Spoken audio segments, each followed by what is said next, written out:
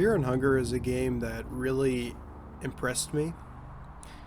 Primarily because it didn't have safety tape on it. It didn't have like a veneer of political correctness or not even that. I guess what I mean to say is that the game itself is not very sanitized. When you go into the fungeons, the dungeons of Fear and Hunger, you can get your limbs chopped off. You can get assaulted in a sexual way. You won't make it around, I would say maybe anywhere in the neighborhood of 90 to 95% of your runs will just end with you dying.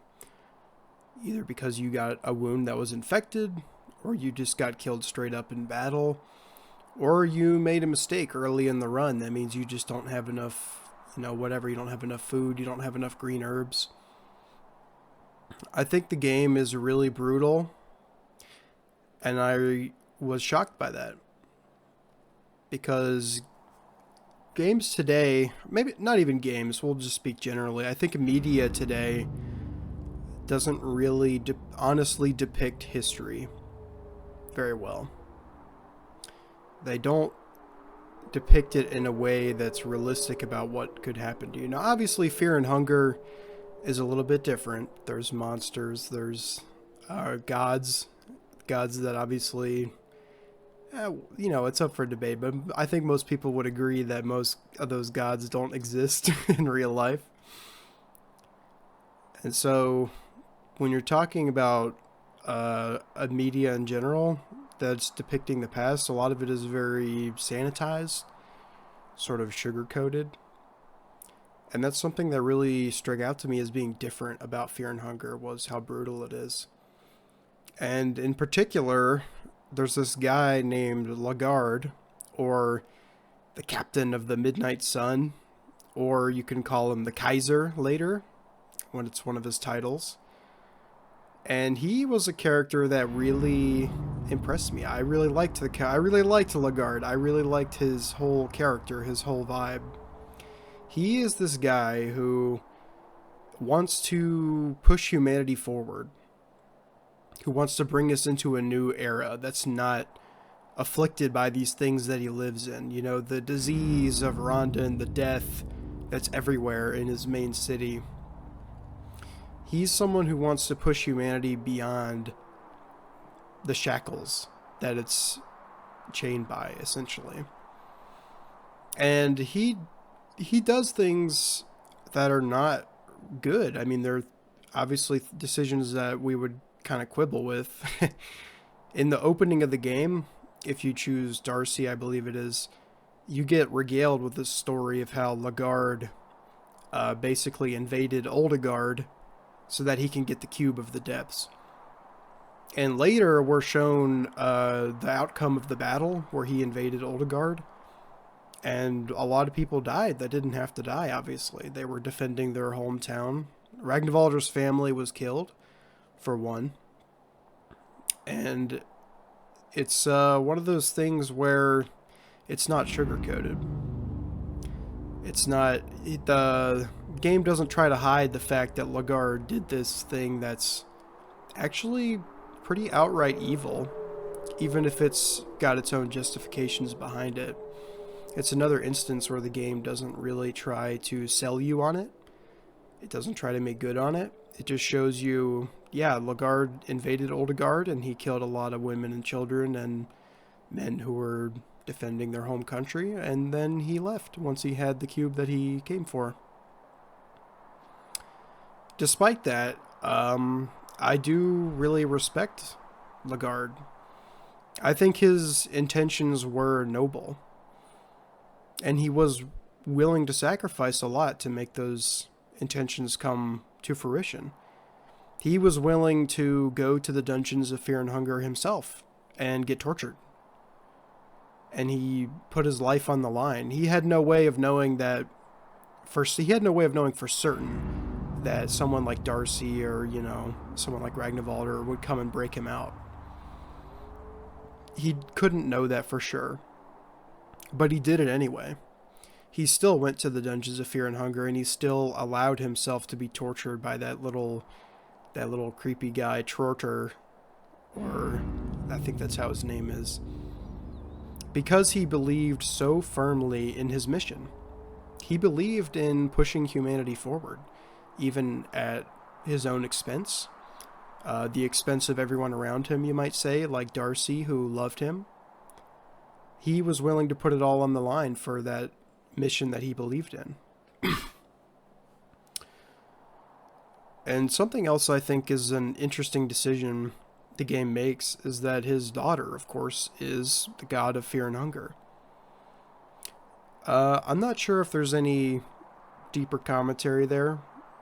I think it's interesting that the most ambitious guy in the game who wants to save humanity, he gives birth to this god who is the quintessential embodiment of terror, of starvation, of two things that are the game claims is driving humanity forward. That brings us into the new age in the second game, of course, the Industrial Revolution and machinery and all of that kind of thing. So I think it's kind of hard to disentangle what is being said there, that Lagarde's offspring became the god of fear and hunger, became the first ascended god since Almer, 2,000 years before the second game takes place. But I think it's still it's another thing that's in Lagarde's legacy, right? That's in kind of his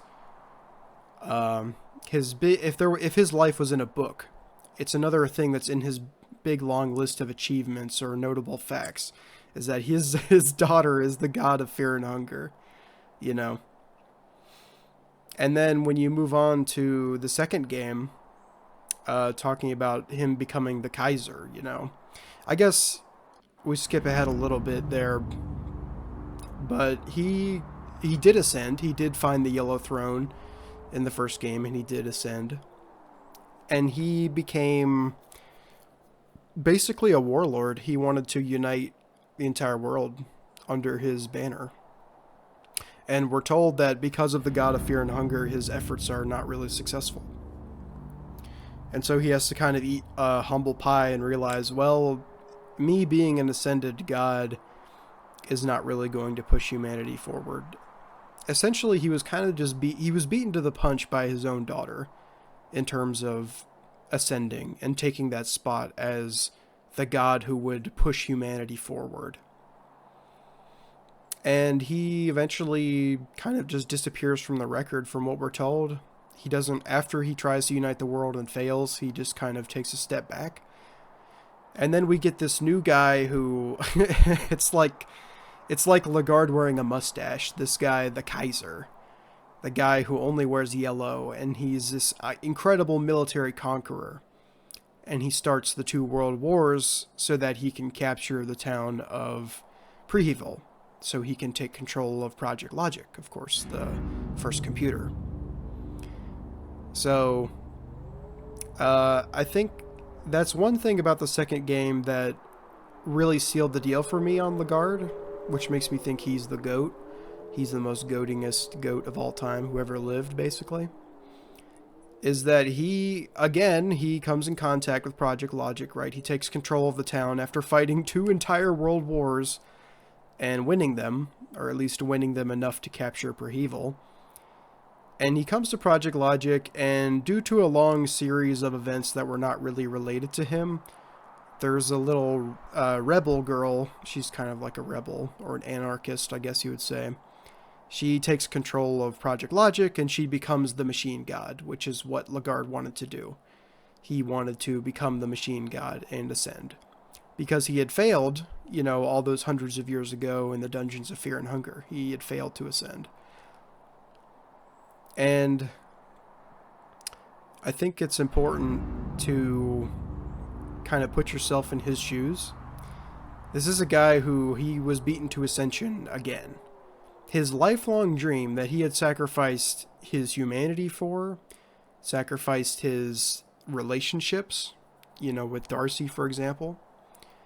He sacrificed everything for this goal of pushing humanity into a new age, which the God of Fear and Hunger partially succeeded at. Of course, that took away his position. And then again, his position was taken from him by some random girl, Rayla.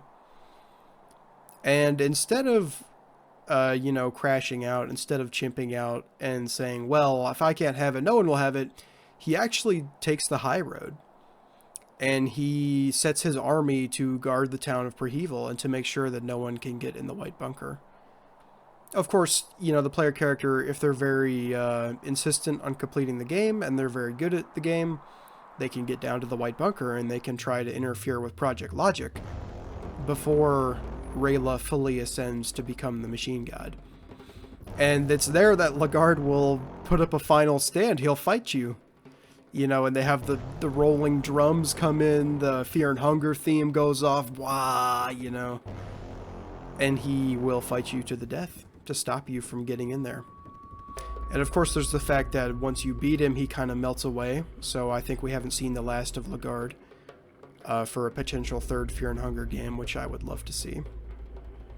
But the fact that he was willing to put his pride aside, he was willing to eat shit again for the second time in a row, that speaks, I think, a lot to his character, and it speaks to the man who he was and maybe the man who he still is.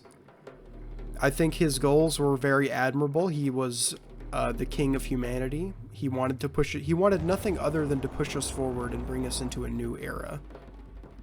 And that, to me, is really respectable.